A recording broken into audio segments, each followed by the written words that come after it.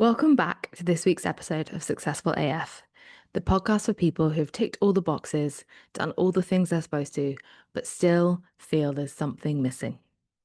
I created this podcast mostly for myself. I suffered a burnout in 2021 and since then have been really trying to unpick what success means and how we can redefine it as a society. I'm your host, Jess West, and today I'm joined by the incredible Lidia Teasca. I met Lidia over 10 years ago when we ended up working for the same company, and we've not really been in touch since. So when she agreed to come on the pod, I was absolutely delighted to reconnect. Lydia's story is truly incredible. Picture this. You're living in Romania, running your own architecture firm, you're working 7 days a week and barely seeing the rewards because of corruption. Your best friend has just stolen everything from your company, literally emptying your office while you're at a meeting. What do you do? Well, if you're Lydia, you start again. You move home, you start another company, and you go again. But then you're still struggling, you're still not seeing any rewards. So what do? You pack 19 kilograms into a suitcase, buy a one-way ticket to London, a city you've never been to, and start over. In today's conversation, we dive deep into Lydia's remarkable journey from communist Romania to rebuilding her life in London with nothing but fierce determination and what her friends call a fuck it attitude, which I love. We talk about the difference between surviving and thriving, why she keeps a color-coded spreadsheet of her dreams, and how she's learned that success is not conforming to what society expects. It's about listening to your inner voice and choosing joy. This is a conversation about resilience, reinvention, and the courage it takes to keep saying, I'm not dead yet, when life keeps knocking you down.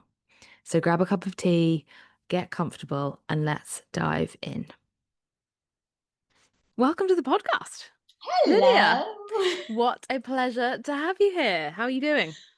I'm okay because that's what we always say. I'm okay, but now there are moments when I really believe I'm okay. Good. Well, that's a start, right? Let's start at the beginning. Tell us your story. I my story, I always say when I die, God will say, you had too many lives in this one. We're not gonna reincarnate you. That's it, you're done. That's uh, brilliant. You're just living all nine of them, or however many you need or want. exactly. And that's going to be a line that I'm going to use in one of my books anyway. So, my story is I grew up in communist Romania. I did architecture back home. I am fully in love and committed and obsessed with architecture. It's a religion to me by now. It's not a profession anymore. And I started two companies back home, but because back home is back home and it's still full of corruption, I was working a lot, and seeing not a lot. So at some point, I decided this is it. I'm not dead yet. I have only one life, and I am committed to live it, not I love waiting that. not waiting for this country to wake up for something to change, something that I have no control over. Not that I have control over this country either, but No, but you saw the circumstances in which you were, realized that you couldn't change the circumstances, so you changed your circumstances. yeah, it's like if you if you want to see a change, start with yourself. God bless Michael Jackson, isn't it? Or Gandhi. Yeah. I like the music. I started with True, true, a true. man. Yeah. We'll just turn this into a karaoke podcast. This could be way more interesting. Before we move on, what companies were you running? Were they architectural companies in Yes. Romania? They were. Yeah. Okay. There Yeah. were my companies. And the first one was with my best friend from uni, which after 3 years, I think, decided she's gonna leave me and steal everything from the company. Oh God, that's tough. And this And was a friend of yours. yes, my best friend from uni. God. And we had like house and office in the same building. And one day I came back to house office from the accountant. I had a meeting with the accountant that everything was empty. No machines, no printers, no books, no, even my fiction books were gone. Only our two cats were there. Oh my God. And Yeah. everything was rented, obviously. Everything, the house was rented. I called the landlord. Sorry, I need to change the lock because I don't know what is going on. And I had two cats, my two lovely cats, Point and Fluffy, which was a Persian cat, which I bought for her, for my best friend, but she left it behind. Wow. Anyway, Have yeah, you spoken since? no, Wow. yeah. And after that, I moved back home. Yeah. Scary. Yeah. With mom and dad and How two old were cats. you? I think I was 30, 32, something Mm. like that. Moved back home with mom and dad and two cats. Was in my own bedroom trying to build something from there again. I even remember I had those tiny, tiny folded IKEA desks. Oh my God, I love it. This is a very Jeff Bezos story, but obviously with slightly less climate corruption. Great. You went back home, you built again. I built again and I was going for it. Yeah. I was going for it 7 days a week, 24 hours almost Yeah. every day because I was on site during the day and checking drawings during the night. So it was, woo.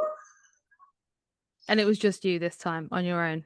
Yes, it was just Yeah. me with a few people who were helping me, drawings, because you can't do everything by yourself.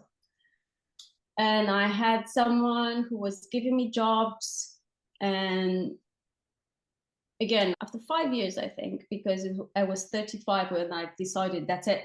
I'm at the half of my life. I'm not going to do this anymore. I need to change something. I'm not dead yet. I love this, I, by the way. This mantra of I'm not dead yet. So good.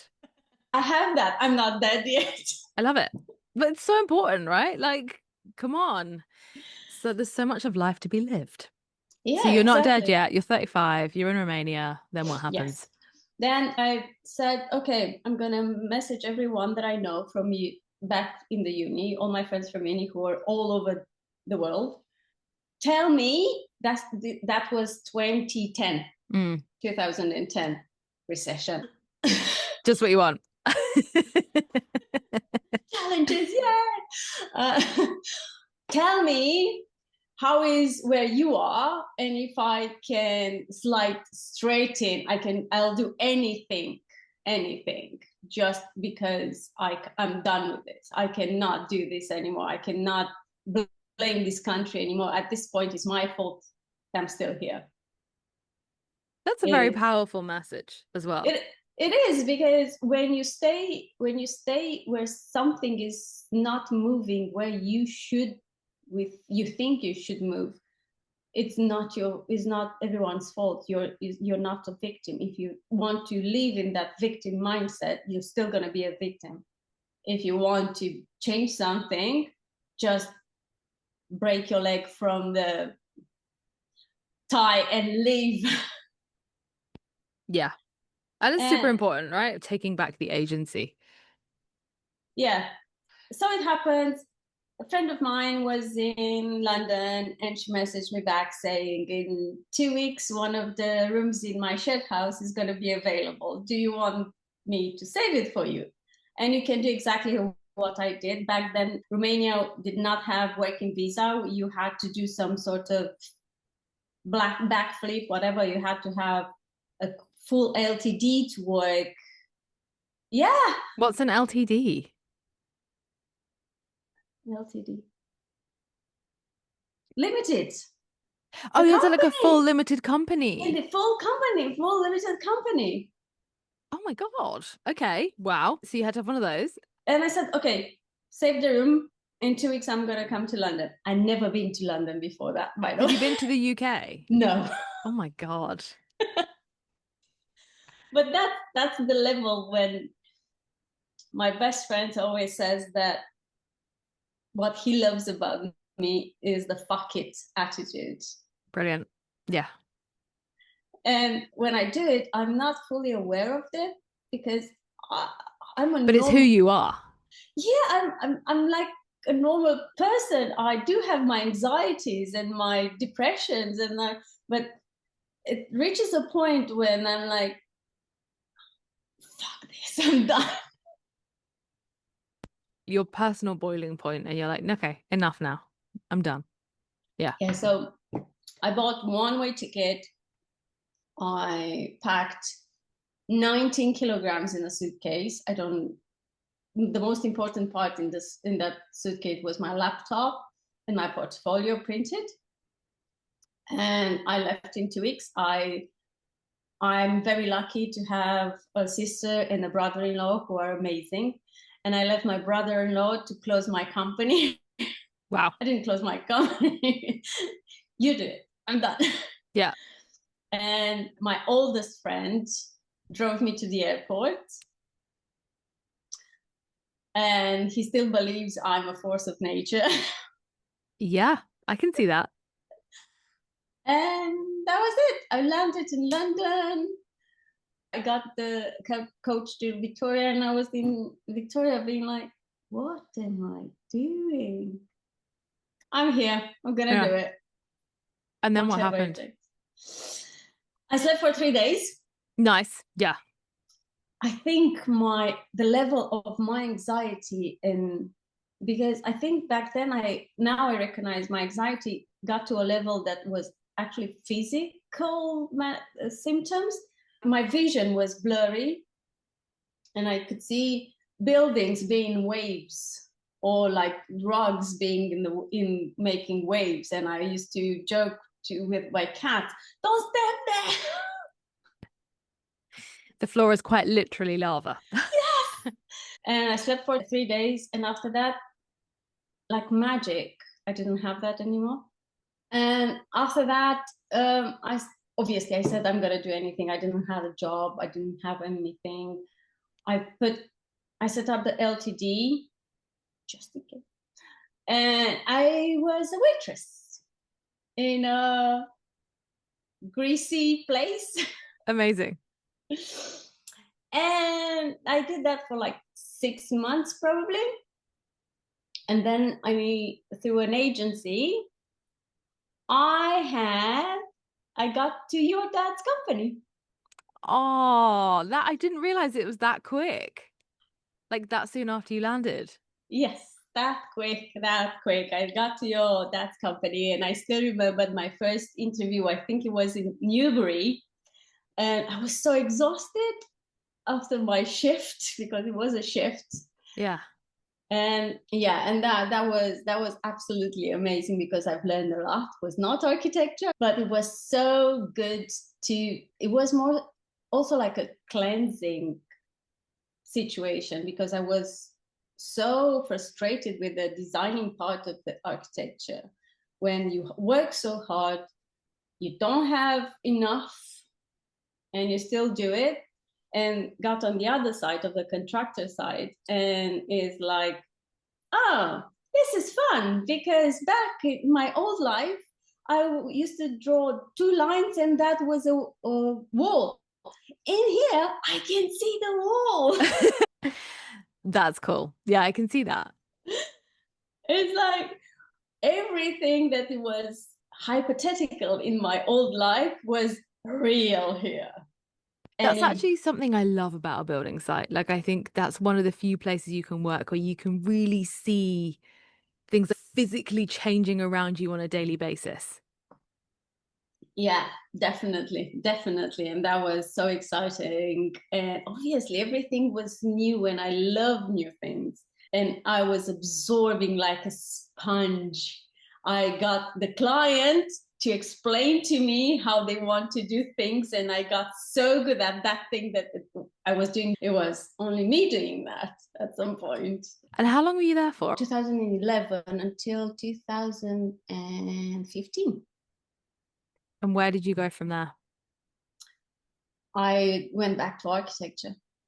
Back to your original love. Back to my original love, which was hate. Yeah. Turned out to be hate, because turns out I'm not a morning person at all.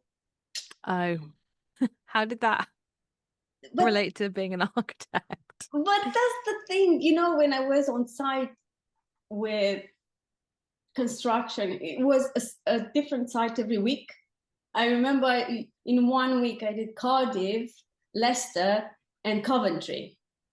So I was going back and forth to London.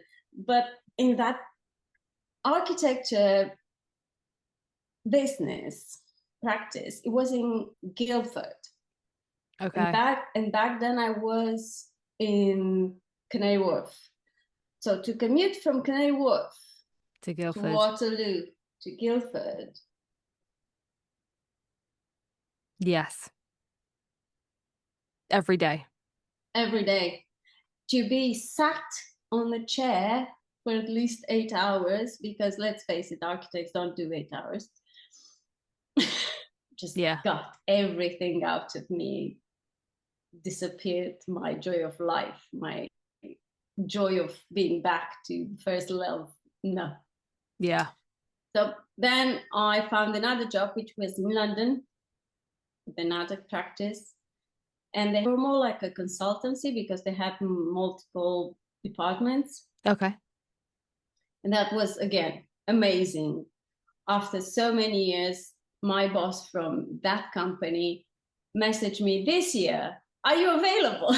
Oh, I love that. I love it when that sort of serendipity comes back around and you meet someone and you love working with them. Okay.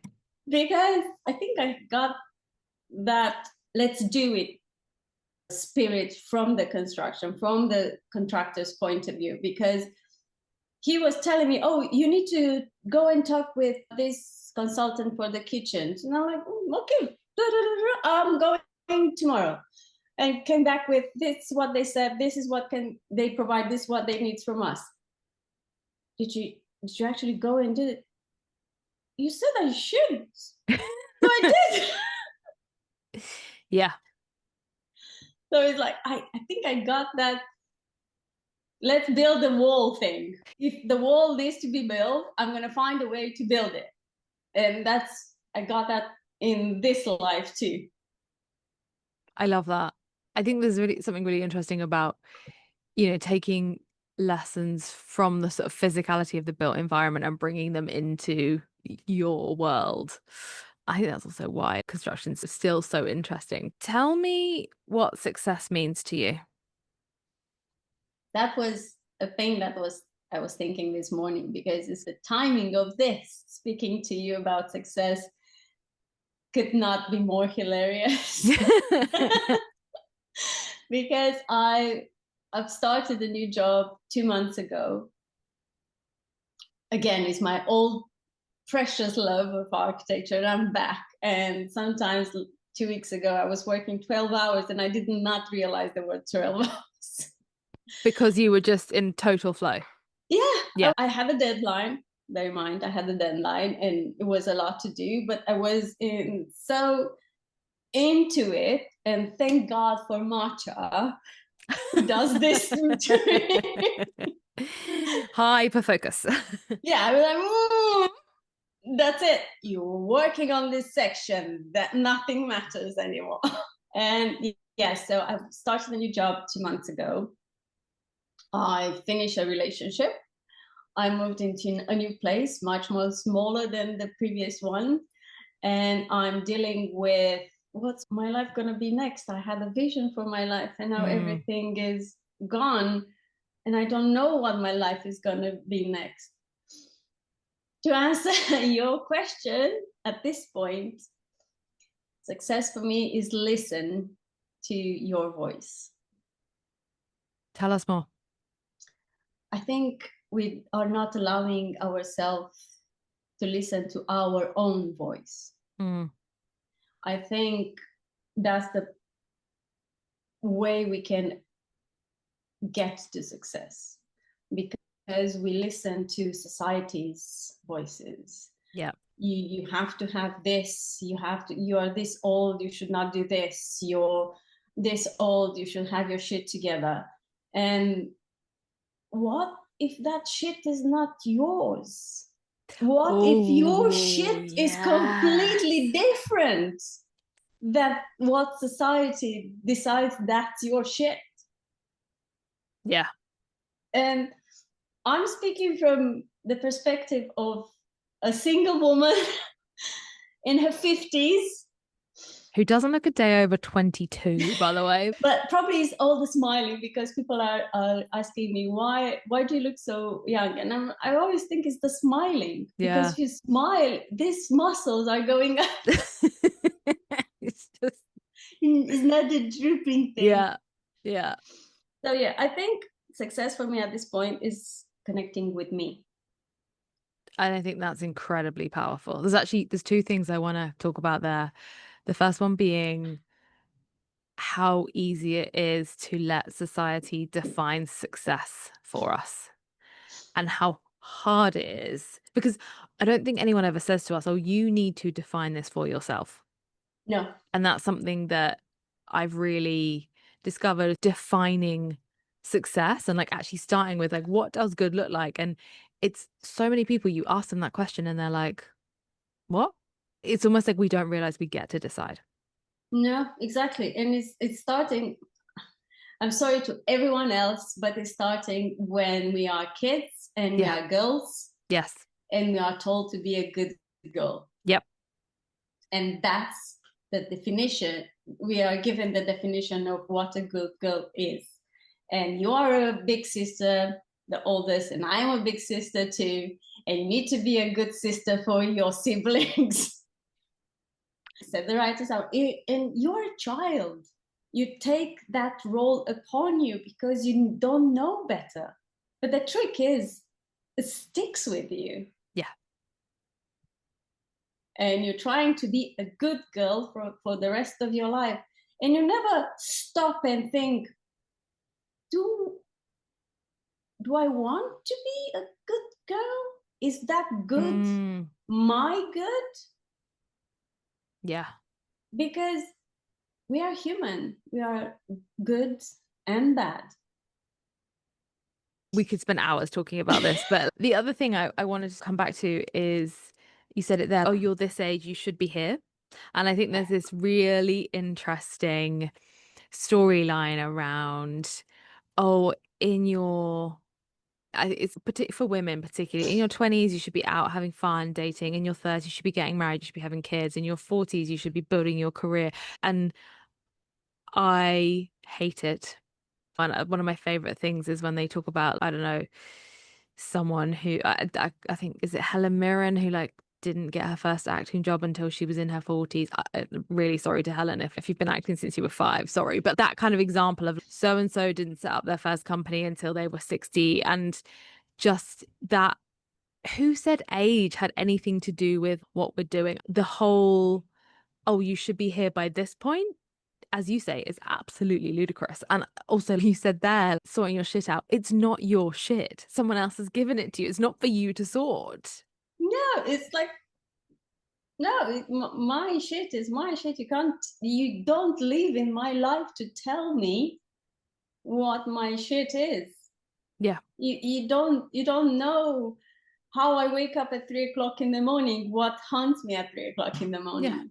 It's not the fact that I don't have kids. It's not that fact. It's the fact that I want to do so much. I have an Excel spreadsheet color-coded. I love this. I want to do so much. And I realize I don't have time, or this is my realization lately. I don't have time, and I'm spending time doing other stuff like going to work and getting completely swapped in that world, and then moving house and sorting stuff. But on the other side, I realized I need to slow down, because slowing down is so powerful. You take control of time. Even speaking is like a training. I'm trying to train myself, speaking slowly, moving around. I have a lot of stuff of sorting out around me, but I'm moving really slow. I don't rush. This is training myself to slow down, to take control of my time. Because if I do that, my nervous system is going to calm down. And when everything is going to be in the correct position, my Excel spreadsheet is going to come out, and I'm going to find ways to tick the boxes on this Excel spreadsheet. What's on the spreadsheet? This is me getting excited. On the Excel spreadsheet is, I'm teaching yoga too. Yes. I'm teaching this Saturday online. Amazing. We'll put the link in the chat to your teaching. And I teach hot yoga 2672, and it helped me a lot. That's why I've trained to teach it. Because for people, I always say I'm strong, and yeah, people say the same thing. For people who are strong, they need a lot of challenges to break down. Mm. And for me, hot yoga broke me down to build me up. Okay, say more. Only last Sunday, I was in Brighton doing a class with my yoga teacher. My yoga mama was teaching, and we went there to support her. And I think in the room were like probably 43 to 45 degrees, really humid, because there was a lot of people in there, to the point of I thought I'm gonna be sick. I thought I'm gonna faint. And but in the middle, she said something, this is gonna help you through your physical pain, through your heart pain, who go through everything is gonna help you. So dig deep. And I started crying. I didn't, because I could feel it coming, and I made the face. But one of my friends was next to me, and he saw me, and he caught my hand. And I didn't cry, but it's so, from that point, you feel like you're ready to be built up again, and it's challenging, and it's amazing, because you have nowhere to hide. So on my spreadsheet, I want to build a yoga retreat in Italy. I want to find a ruin in Italy and renovate it, and build a yoga retreat in there for people who are coming from conflict. Wow. And to put this type of yoga, who is really challenging, is not flowy. If you feel like it, if you feel no, it's like pick up your foot. And for that amount, when you are in the class, you can just not think of anything. It's your break. You just listen what you are told. And on one side to have that type of yoga, and on the other side to have nidra. Have you done nidra? I have, but you're going to need to explain what it is, because Okay. not everyone knows what yoga nidra is. Yoga nidra is you're doing nothing. But it's weird, right? The first time I went to a yoga nidra class actually was when I was living in Hong Kong, and I booked it through ClassPass. Okay. And I had no idea what I was doing. And I went in, and obviously you go in and you literally do nothing. And I complained, because I was like, sorry, what the hell was this? Like, I wrote to ClassPass and I was like, I want my credits back. Like, I walked in, no one gave me any direction. I sat on a mat, and obviously they must have thought I was such an idiot, because that is the whole point of yoga nidra. But I was like, I just sat there. No one said anything. I had my eyes closed for a whole hour. What a waste of my credits. But yes, I do know what yoga nidra is, and I have since done it, and I've really enjoyed it. But I wasn't ready for it, and my brain was so busy at that time that it was just like bing, bing, bing, bing, bing, bing, bing, and I was like, this is horrible. Yeah. So yoga nidra is yoga for sleep. That's it. Summary of it. Yeah. where someone with a lovely voice usually tells you to relax different parts of your body. And you should not fall asleep, but But sometimes. for me, it's hardly ever not falling asleep. And combining these two techniques, I think, is going to be really helpful for people who are coming from the situation where everything is trauma Yeah. and stress, and combining the certainty of not being forced to think, to make decisions Yeah. because you're told what to do, to the certainty of you can relax now. Yeah. Yeah. I think that's going to be a good cocktail. So that's a spreadsheet. I'm going to get there. I have lines whereby I even put together where can I get the money from. Oh, so you've already done your work breakdown structure. You fully project manage this out. I love it. You can take her out of construction, but you cannot take the project manager out of her. It's the skills that we gather to the Yeah. our life and put in everything. Amazing. And also it's amazing because every day I come up with different ideas, and every day you meet different people, Yeah. and every day you realize those 6 degrees of separations are getting closer and closer and closer. 100%. But that's one point on my spreadsheet, and as long as that's on my spreadsheet, I'm going to have my focus on the spreadsheet and on that point, and I'm going to find connections during my day life Yeah. to get to that point. The second one, another point, is to finish my book. Tell us about the book. So I was very impressed when you told me you'd written a book. Go on. I've written a book. It's already 305 pages, I think. And it's in the editing part of the book writing. And I think you can relate to this too, because at the base is the story between a friendship between two women. Is it a And fiction book? yes, Yeah. but based on something that was real, because I couldn't find one of my friends for years. We were close-ish at some point in London, and then she just disappeared. She was a model. She went to China, then she went to Paris, and she just disappeared. No Facebook, no Instagram. Hardly found any pictures of her on the internet, but she's a model. Yeah. Okay. Yeah, so I found her, by the way. How did you find her? So Actually, now, maybe is this the punchline of your book? 'Cause if it is, then don't tell us. no, no, no, no, no. It's not a Okay. punchline, because give me a tiny piece of rice, and I'm gonna make a story out of it. Okay, But the great. Yeah. rice is just tiny. I love that. I found it because I was writing to everyone and anyone I thought could know her, Mm.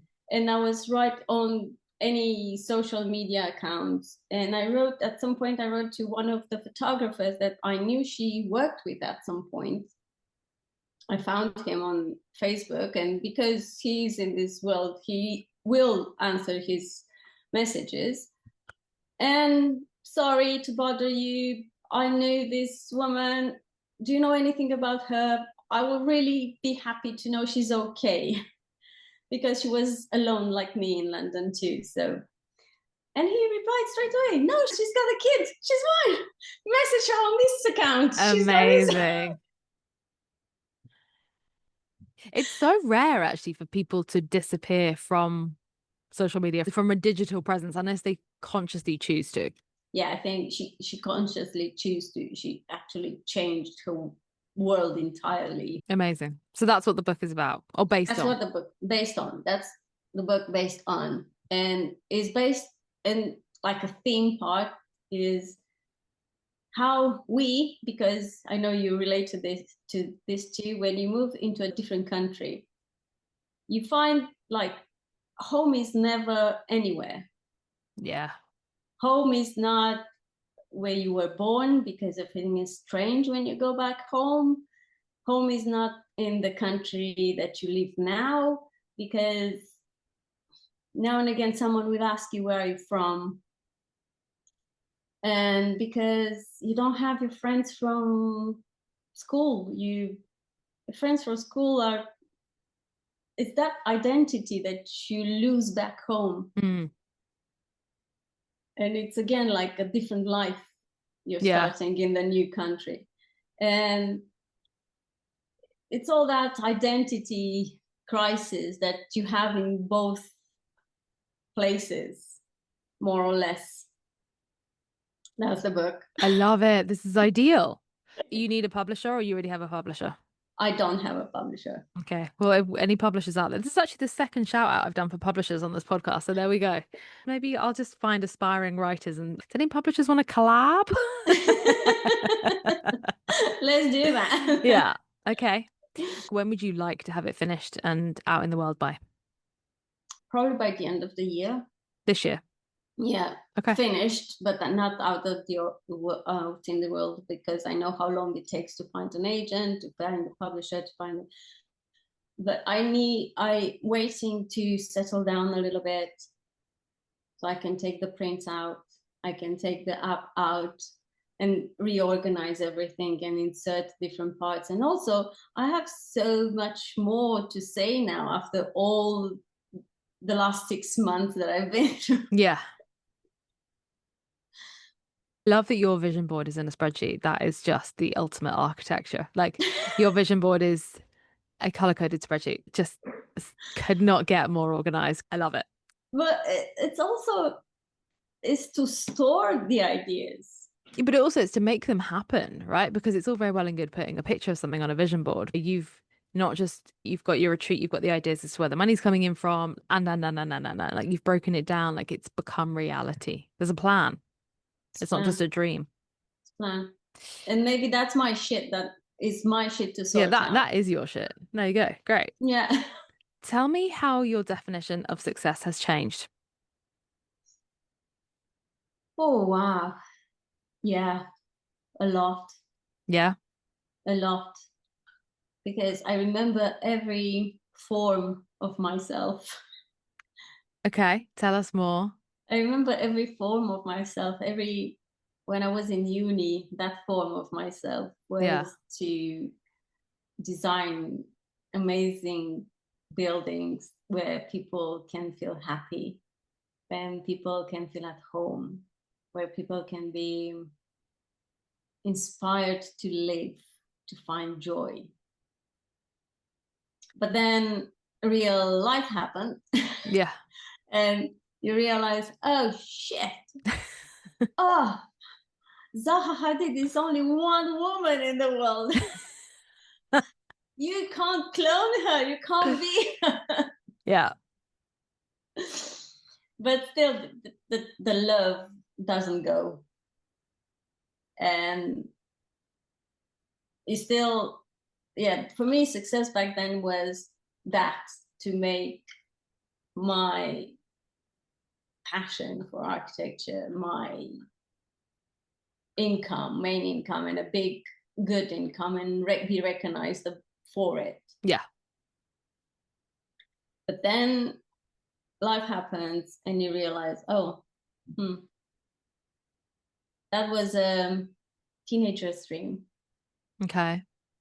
And you still don't lose the passion, but you realize you can make people happy and joyful from other sources too.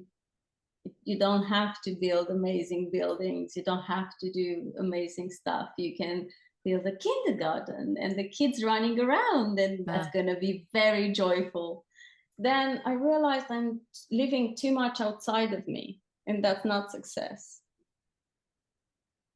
I listen too much to others people's opinion.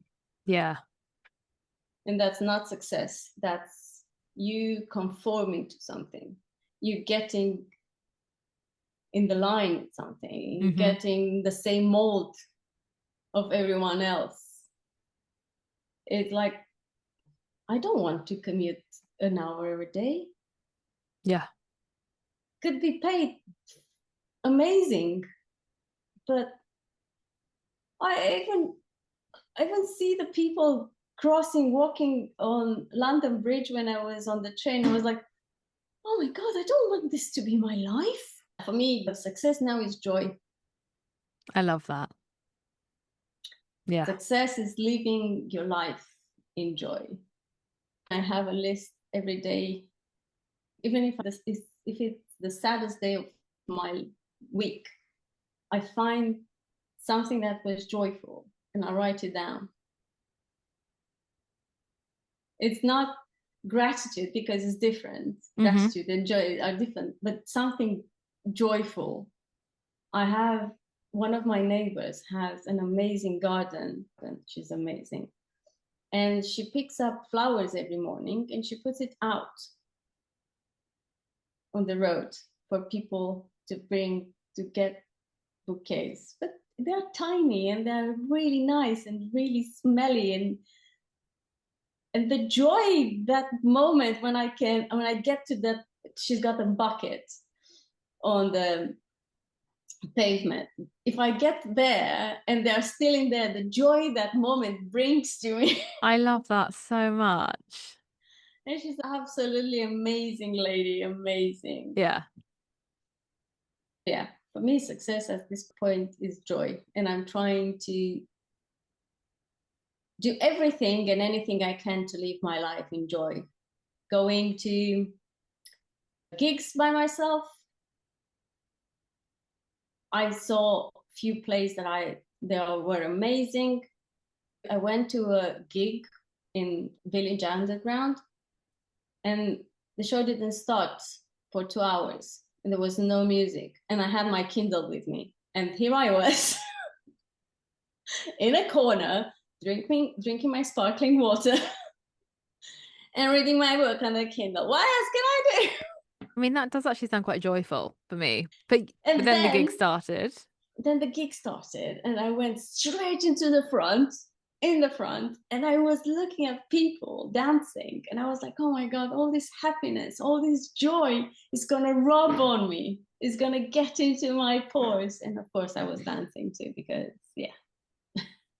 Beautiful. That's amazing. On the flip side, I mean, we've talked about some of these, but what challenges have you had to overcome? I don't want to say being a woman is a challenge, Okay. because I can see it more and more. Being a woman, it can be an advantage, because you are not expected to know so many things about construction, for instance. Yeah, okay. And you are looked at, what is this woman doing, telling me how to do this? And I always start from the position, I understand you don't trust me and you don't believe me, but you don't know me. Yeah. I think the biggest challenge that I face is not believing in myself, Yeah, okay. not seeing what other people see in myself. Yeah.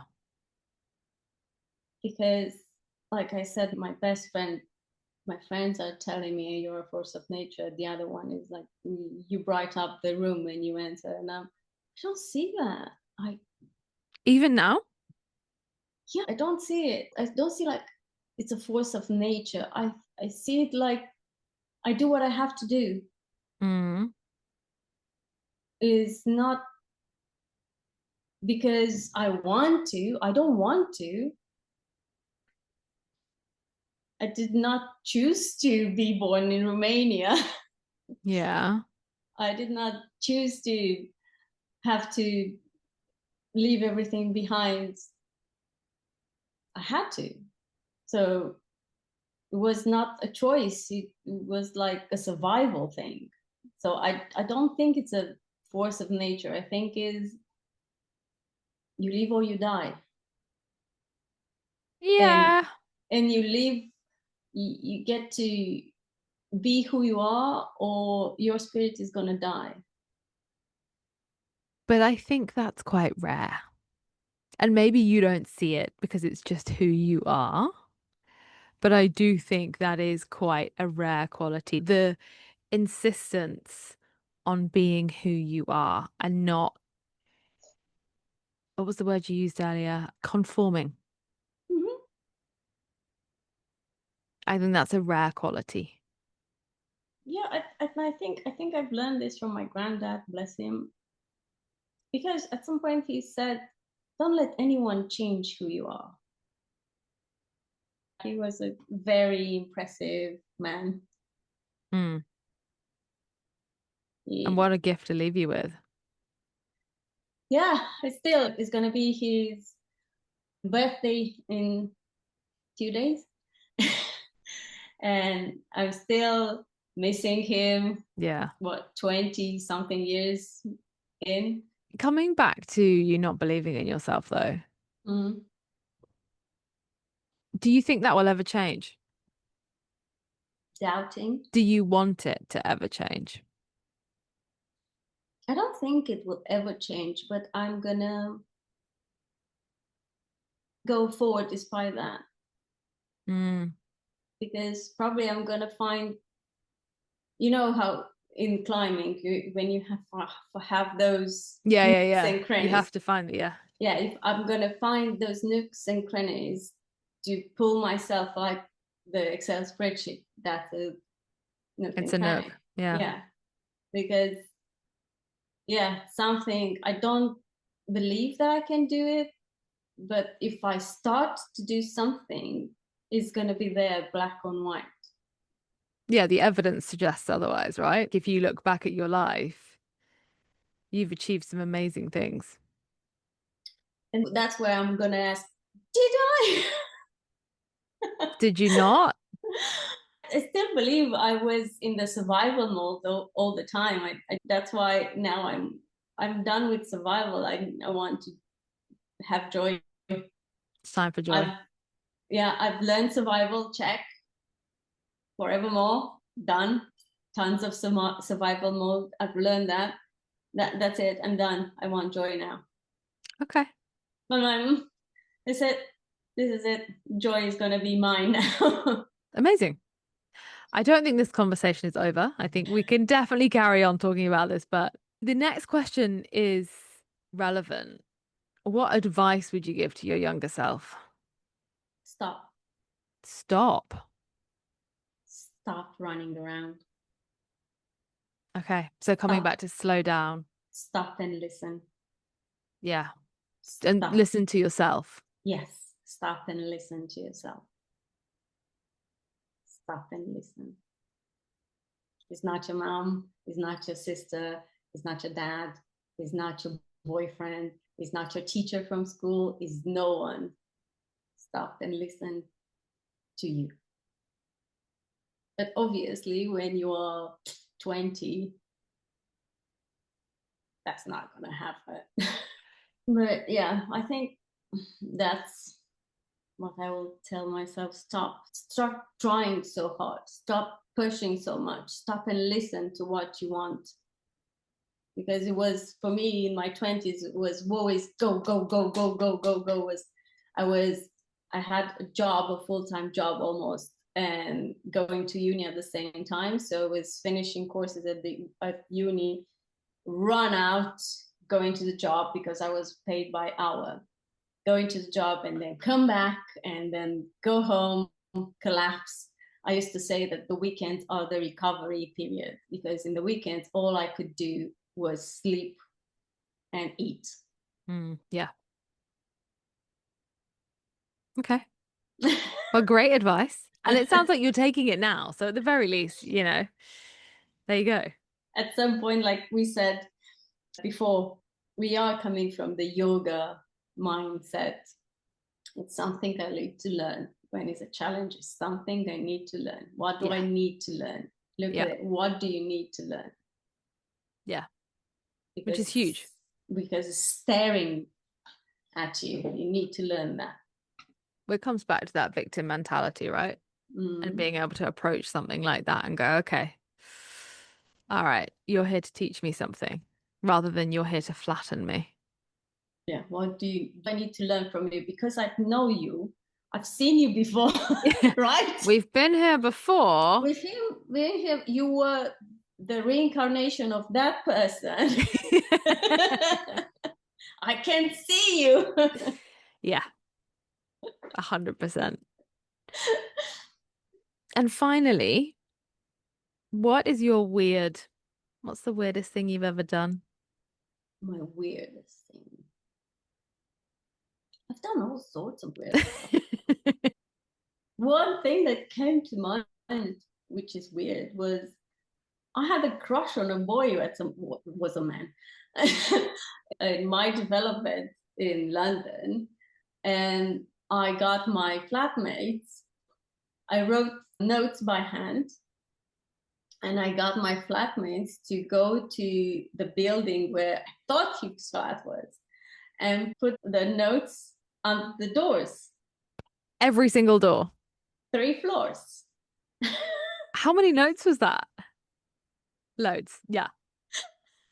And one of them was his. Did he get in touch? Yeah, No. Did you date? yeah. Oh But some of the doors were not his, and I got back really lovely notes. Oh, that's nice. Hope you have some luck. Good luck. Oh my God, Well that's done. so sweet. But also, Lydia, like, how can you not see that you're a force of nature? Like, that is just so, you're like, I'm gonna go and get it. Like, the grand gesture of that is phenomenal. And I tell you what, we dated. It was 2 dates. And on the second date, I fell asleep in the cinema. Okay. And probably that was it. He was like, oh my God. Well, you were working so hard. There we go.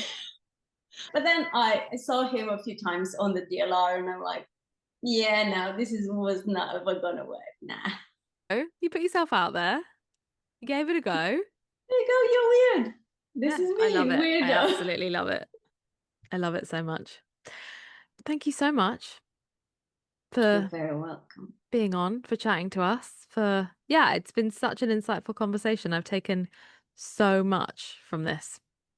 You're very, very welcome. And I'm very happy and grateful I was here and able to chat with you. Thank you so much for listening today. And thank you so much to Lydia. What an absolutely incredible conversation that really was. What struck me was Lydia's evolution from defining success as professional recognition and financial achievement to realizing that true success is about living in joy.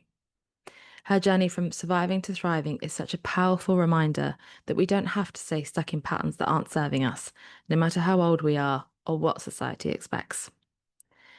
I took away the critical importance of listening to your own voice rather than everyone else's. Lydia's insight about how we condition from childhood to be good girls and conform to others' expectations really resonated with me. Her courage to repeatedly reinvent herself, from Romania to London, from survival mode to joy, shows what's possible when you stop trying to fit into someone else's definition of what your life should look like. I love that she keeps a color coded Excel spreadsheet of her dreams and that she's actively working towards them, whether it's her yoga retreat in Italy or finishing her book. It's proof that dreams without action plans remain wishes, but when you combine vision with practical steps, magic truly happens. I think there's so much to be learned here about resilience, self reinvention, and the power of saying, I'm not dead yet, when life knocks you down. Sometimes the bravest thing you can do is pack a suitcase and bet on yourself. If this conversation sparked something for you, I want to hear about it. Send me your thoughts, your questions, your holy shit, that is exactly what I'm going through moments, whatever's on your mind. Drop me a line at successfulafpod@gmail.com. And here's the thing, I am always looking for incredible people to feature on this show. Those who've broken the mold, redefined success on their own terms, or are just in the thick of that transformation right now. If that's you or someone you know, don't be shy. Nominate them or yourself at successfulafpod@gmail.com. Also, do me a solid and subscribe. Maybe even write me a review and send it on to your mates. Because the more stories we share, the more we can prove that there is not just one way to be successful AF. Thank you.